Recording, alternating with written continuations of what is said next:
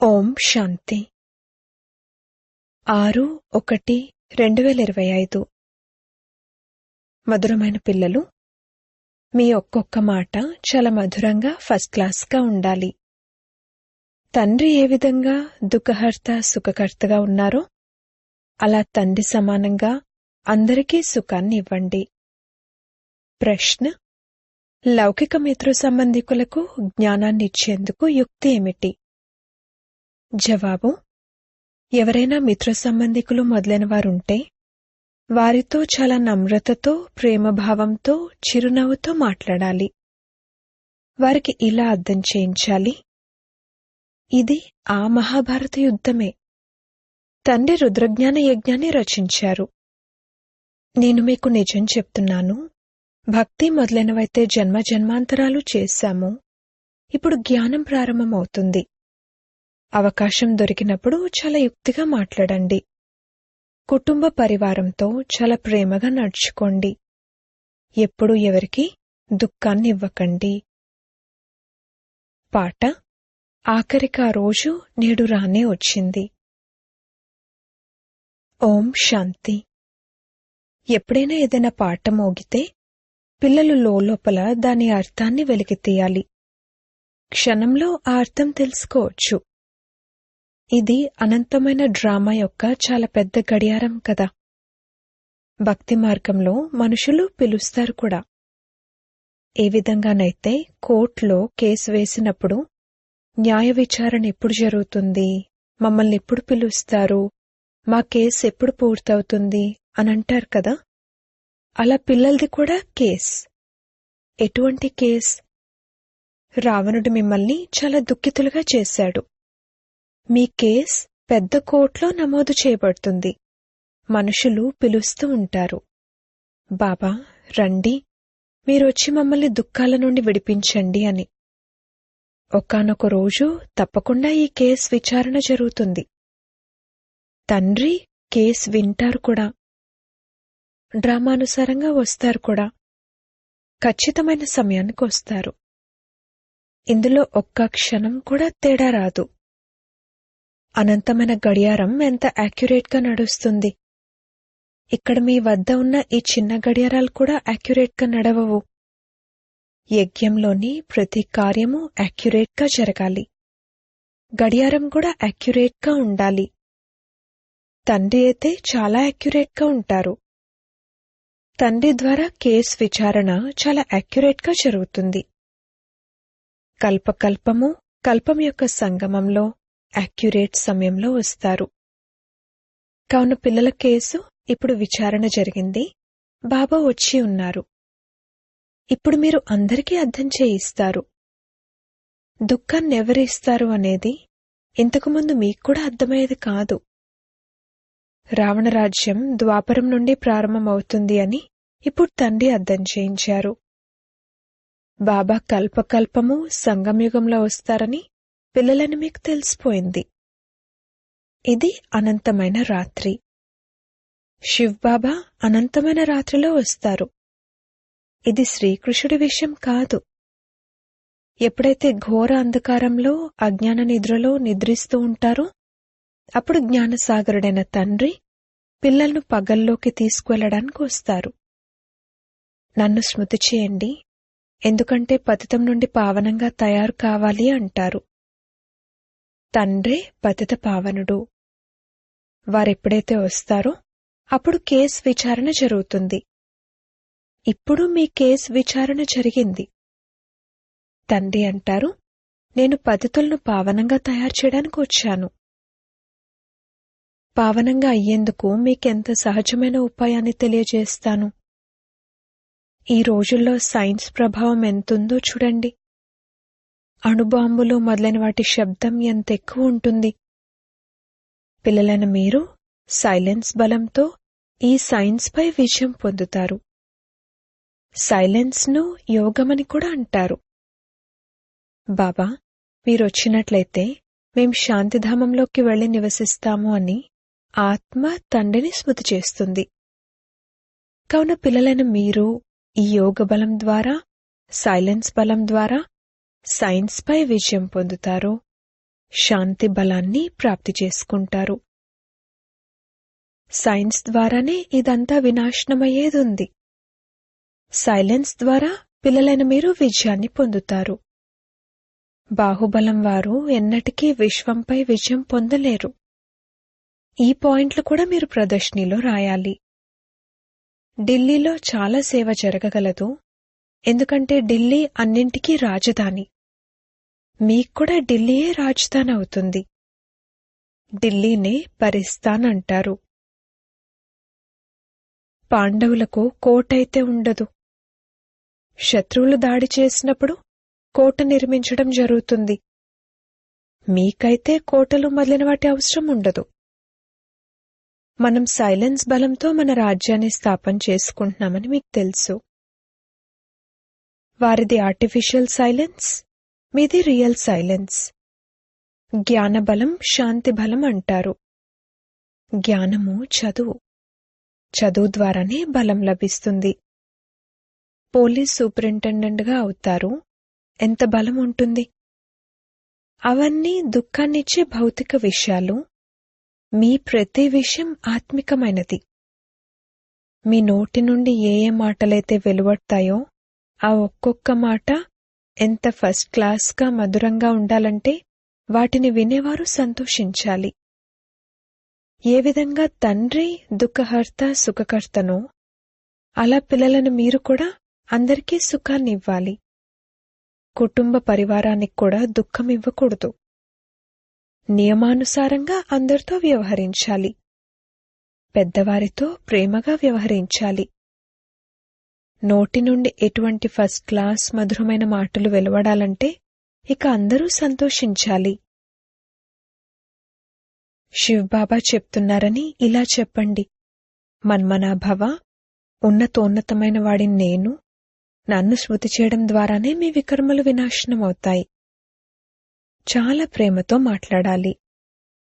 ఎవరైనా పెద్దన్నయ్య ఉన్నట్లయితే వారికి చెప్పండి, దాదాజీ శివబాబా చెప్తున్నారు నన్ను స్మృతి చేయండి అని.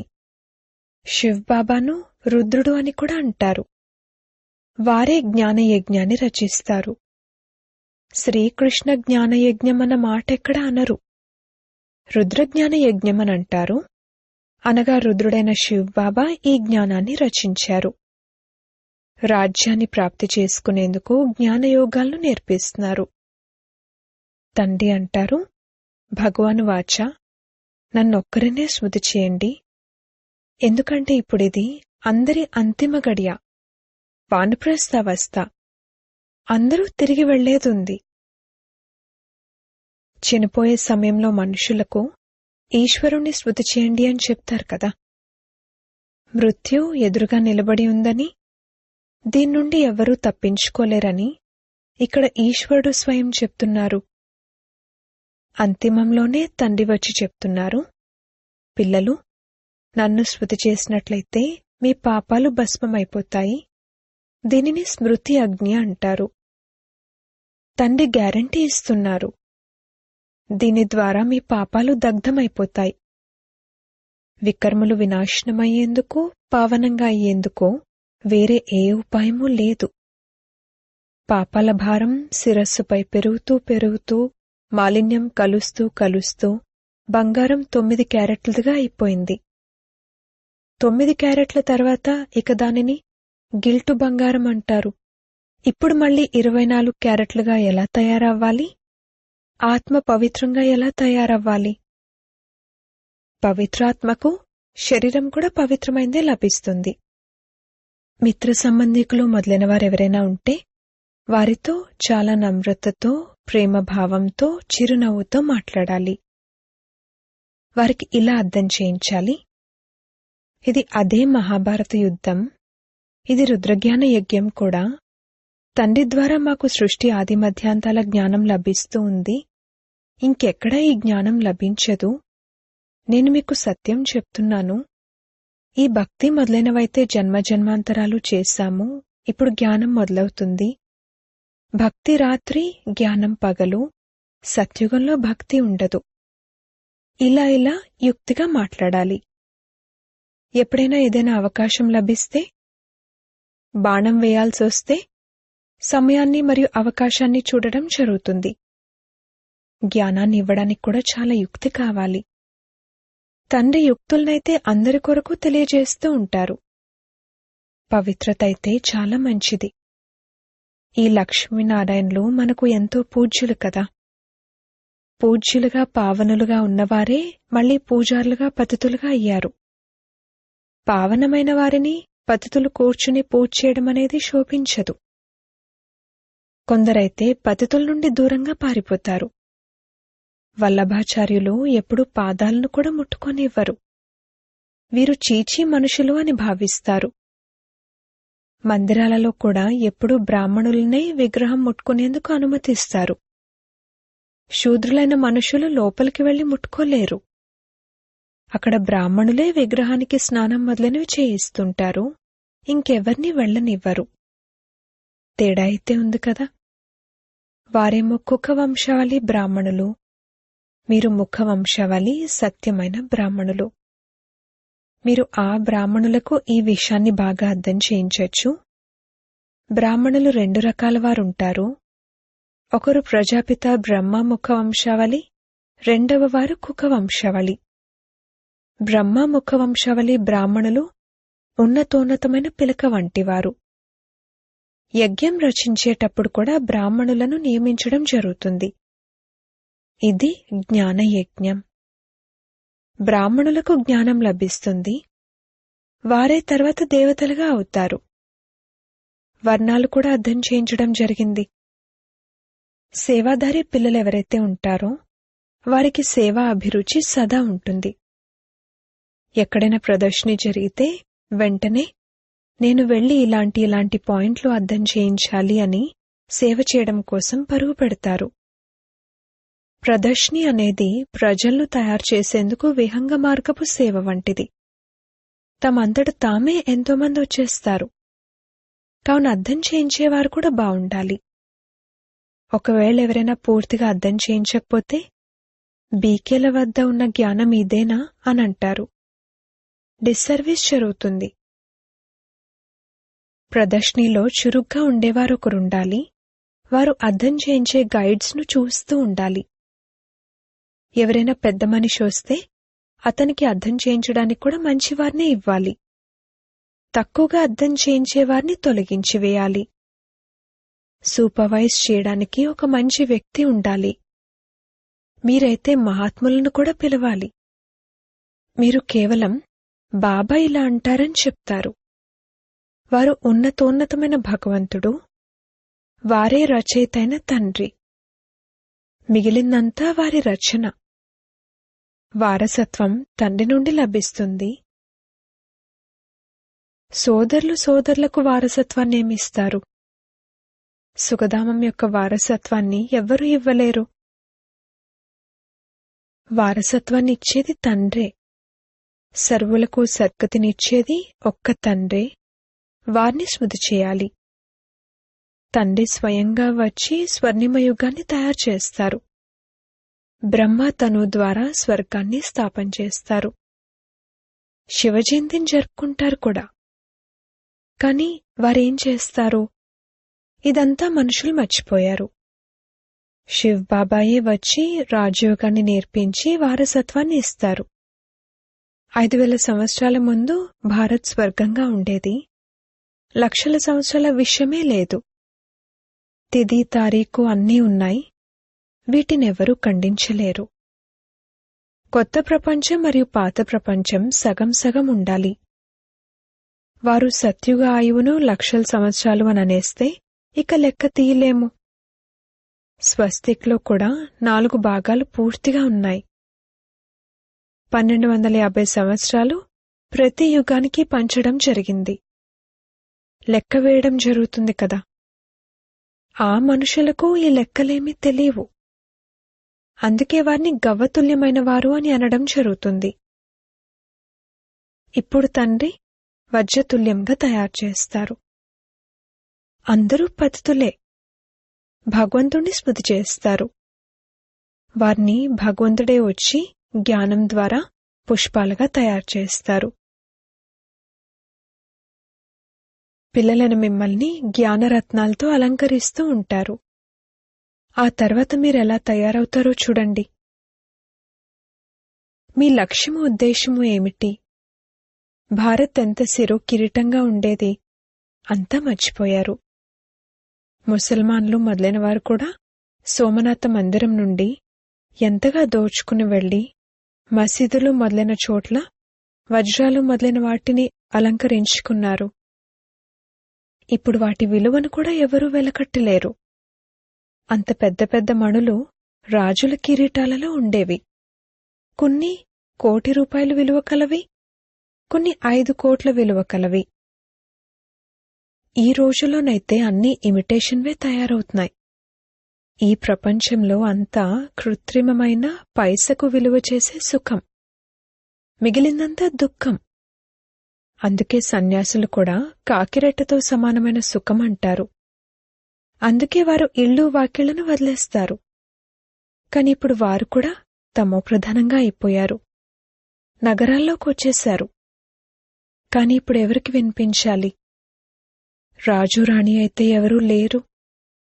ఎవ్వరూ అంగీకరించరు. ప్రతి ఒక్కరికి తమ తమ మతాలున్నాయి. ఎలా కావాలంటే అలా చేసుకుంటారు. ఇది సంకల్పం యొక్క సృష్టి అంటారు. ఇప్పుడు పిల్లలను మీ చేత తండ్రి గుప్త రీతిలో పురుషార్థం చేయిస్తున్నారు. మీరెంత సుఖం అనుభవిస్తారు. ఇతర ధర్మాలు కూడా అంతిమంలో ఎప్పుడైతే వృద్ధి చెందుతాయో అప్పుడు యుద్ధాలు, గొడవలు మొదలైనవి జరుగుతాయి. 3 వంతుల సమయమైతే సుఖంలో ఉంటారు.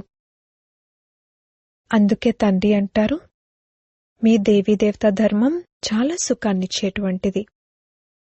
నేను మిమ్మల్ని విశ్వానికి యజమానులుగా తయారు చేస్తాను. ఇతర ధర్మస్థాపకులేమీ రాజ్యాన్ని స్థాపించరు. వారు సద్గతినివ్వలేరు. కేవలం తమ ధర్మాన్ని స్థాపన చేసుకునేందుకే వస్తారు. వారు కూడా ఎప్పుడైతే అంతిమంలో తమోప్రధానంగా అయిపోతారో అప్పుడు మళ్లీ సతోప్రధానంగా తయారు చేయడానికి తండ్రి రావాల్సి ఉంటుంది. మీ వద్దకు వందలాది మంది మనుషులొస్తారు కానీ ఏం అర్థం చేసుకోరు. ఫలానా వారు చాలా బాగా అర్థం చేసుకుంటున్నారు, వారు చాలా బావున్నారు అని బాబాకు రాస్తారు. బాబా అంటారు, ఏం అర్థం చేసుకోలేదు. బాబా వచ్చి ఉన్నారని, వారు విశ్వాధిపతులుగా తయారు చేస్తున్నారని ఒకవేళ అర్థం చేసుకున్నట్లయితే ఇక అదే సమయంలో నష ఎక్కిపోతుంది. వెంటనే టికెట్ తీసుకుని ఇక్కడికి పరిగెత్తుకుంటూ వస్తారు. కాని తండ్రిని కలుసుకునేందుకు బ్రాహ్మణి నుండి ఉత్తరాన్ని తప్పనిసరిగా తీసుకురావాల్సి ఉంటుంది. తండ్రిని గుర్తించినట్లయితే ఇక కలుసుకోకుండా ఉండలేరు. ఒక్కసారిగా నష ఎక్కిపోతుంది. ఎవరికైతే నష ఎక్కి ఉంటుందో వారికి లోపల చాలా సంతోషం ఉంటుంది.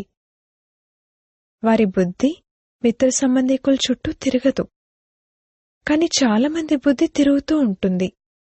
గృహస్థ వ్యవహారంలో ఉంటూ కమల పుష్ప సమానంగా పవిత్రంగా తయారవ్వాలి మరియు తండ్రి స్మృతిలో ఉండాలి. వాస్తవానికి ఇది చాలా సహజం. ఎంత వీలైతే అంతా తండ్రిని స్మృతి చేస్తూ ఉండండి. ఏ విధంగా ఆఫీస్ నుండి సెలవు తీసుకుంటారో అలా వ్యాపారం నుండి సెలవు తీసుకుని 1-2 రోజులు స్మృతియాత్రలో కూర్చోండి.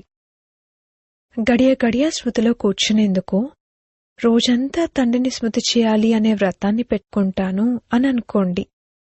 అప్పుడెంత జమ అయిపోతుంది. వికర్మలు కూడా వినాశనమవుతాయి.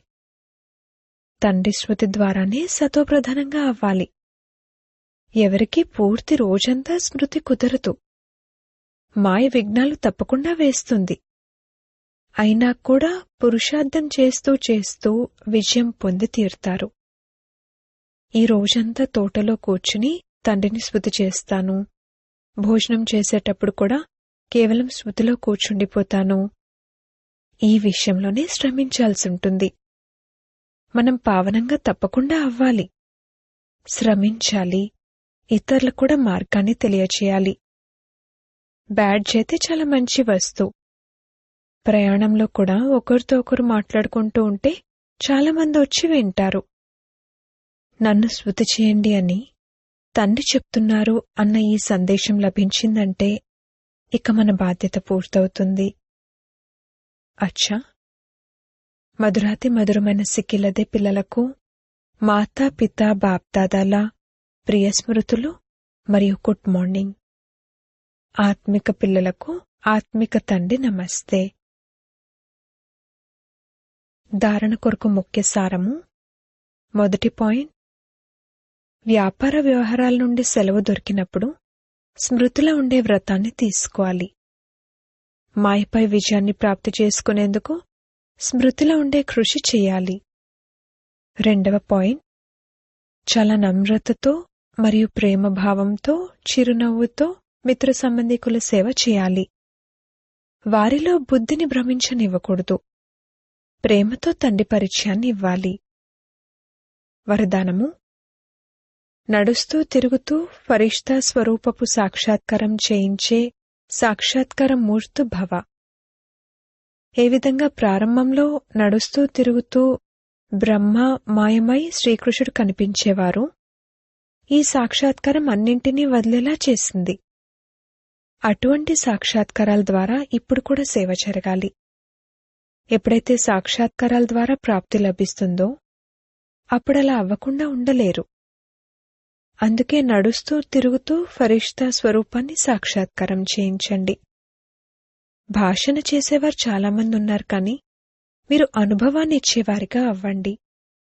అప్పుడు వీరు భగవంతునికి చెందినవారు అని భావిస్తారు. స్లోగన్. సదా ఆత్మిక ఆనందాన్ని అనుభవం చేస్తూ ఉన్నట్లయితే ఎప్పుడూ తికమక చెందరు. మీ శక్తిశాలి మనసా ద్వారా సకాష్ ఇచ్చే సేవ చేయండి. ఇప్పుడు మీ హృదయంలోని శుభభావనలు ఇతర ఆత్మల వరకు చేర్చండి. సైలెన్స్ శక్తిని ప్రత్యక్షం చేయండి. బ్రాహ్మణ పిల్లలు ప్రతి ఒక్కరిలో ఈ సైలెన్స్ శక్తి ఉంది. కేవలం ఈ శక్తిని మనసు ద్వారా తనువు ద్వారా ఇమర్జ్ చేయండి. ఒక్క క్షణంలో మనసులోని సంకల్పాలు ఏకాగ్రం చేసినట్లయితే వాయుమండలంలో సైలెన్స్ శక్తి యొక్క ప్రకంపనాలు స్వతహాగా వ్యాపిస్తూ ఉంటాయి. ఓం శాంతి.